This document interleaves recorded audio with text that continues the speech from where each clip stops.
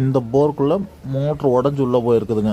என்ன காரணம்னா ஜேசிபி இடித்து அந்த மேல் டாப்பு மட்டும் மேலே நின்றுச்சு. அந்த காலரோட மோட்ரு பைப்பெல்லாம் கழண்டு கட்டாயி உள்ளே விழுந்துருச்சுங்க. இது இவனி ரிலீஸ் பண்ணி எடுக்கணும். இந்த இடத்த நிறவும் போது தான் உடஞ்சி போச்சு. இது நம்ம எல்லாம் ரிலீஸ் பண்ணி வெளியே எடுக்கிறதுக்கு போர்வெல் கேமராவை செட் பண்ணியிருக்கோங்க. இப்போ வந்து போர்வெல் கேமராவை உள்ள விட்டு பார்க்குறோம்.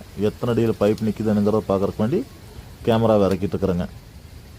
அதை கரெக்டான படிக்கு பார்த்துட்டு நம்ம எடுத்துட்டோம்னா பிரச்சனை இல்லை. இல்லாட்டி ஒயருக்கு அதிகமாக இருந்துச்சுன்னா நம்ம விட்ற டை போய் கரெக்டாக மோட்டரை பிடிக்காது. அதனால கேமரா உள்ள விட்டு பார்த்துக்கிறோங்க. எப்போவுமே நம்ம ஒரு டைம் இந்த மாதிரி விழுந்துருச்சுன்னா கேமரா உள்ள விட்டு பார்த்துருவோங்க என்ன பிரச்சனை என்ன.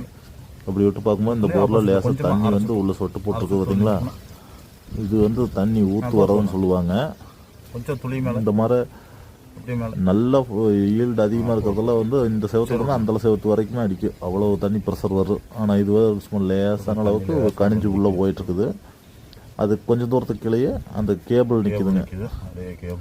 கேபிள் கொஞ்சமாக அதிகமாக உள்ளே இழுத்துட்டு போயிருக்குது. மோட்டர் கட்டானதையும் அப்புறம் கொஞ்சம் தூரத்துல இருந்தோ இழுத்து ஒயர் அத்துட்டு போயிருக்குதுங்க. இந்த ஒயரு எல்லாத்தையும் வெளியே எடுத்துட்டு அப்புறம் நம்ம டைவிட்டு அந்த பைப்பை பிடிச்சி இழுக்கணுங்க. ரொம்ப ஆழத்தில் தான் போய் விழுந்துச்சு. போரோட ஆழம் பார்த்தீங்கன்னா கிட்டத்தட்ட ஒரு 1000 அடி. ஒரு 300 அடி கேப் விட்டு மாட்டியிருந்துருக்காங்க. அந்த 300 அடிக்குமே உள்ளே போய் விழுந்துருச்சு. அந்த பைப்பு நம்மளுக்கு தெரியுது பார்த்தீங்களா. அந்த காலர் மட்டும் உடஞ்சி போனதுனால கீழே கப்ளிங்கோடய இருக்குது. நம்ம விட்டு அந்த கப்ளிங்கை பிடிச்சி லாக் பண்ணி மேலே இழுத்துக்கலாம்.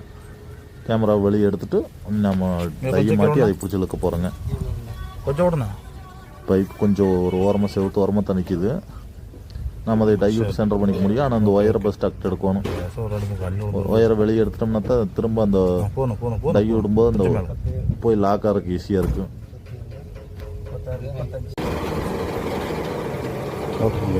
போதும்.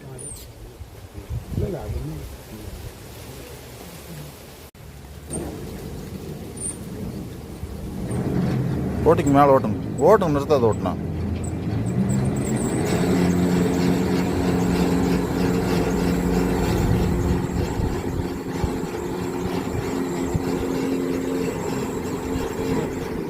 நிறைய வீடியோ எடுக்க முடியலைங்க. நம்ம டை போய் லாக் பண்ணிவிட்டு பைப்பு மேலே கொண்டு வந்துருச்சு. அந்த ஒயர் எடுத்ததெல்லாம் அதிகமாக வீடியோவில் காட்ட முடியலைங்க. பழையபடி அந்த மோட்டரை ஃபிட் பண்ணி நிறுத்திட்டோம். திரும்ப இந்த மாதிரி பிரச்சனை ஆகாமல் இருக்கணும்னா சிங்க்கு கட்டி நிலத்துக்கு அடி இறக்கிட்டாங்கன்னா பரவாயில்ல. இது எல்லாம் அவங்ககிட்ட பார்ட்டிகிட்ட சொல்லிவிட்டு நாங்கள் அங்கேருந்து வேலையை முடிச்சுட்டு கிளம்பிட்டோங்க. நன்றி, வணக்கம். யாருக்காச்சும் இந்த மாதிரி பிரச்சனை ஆச்சுன்னா எங்கள் நம்பர் கான்டாக்ட் பண்ணலாங்க.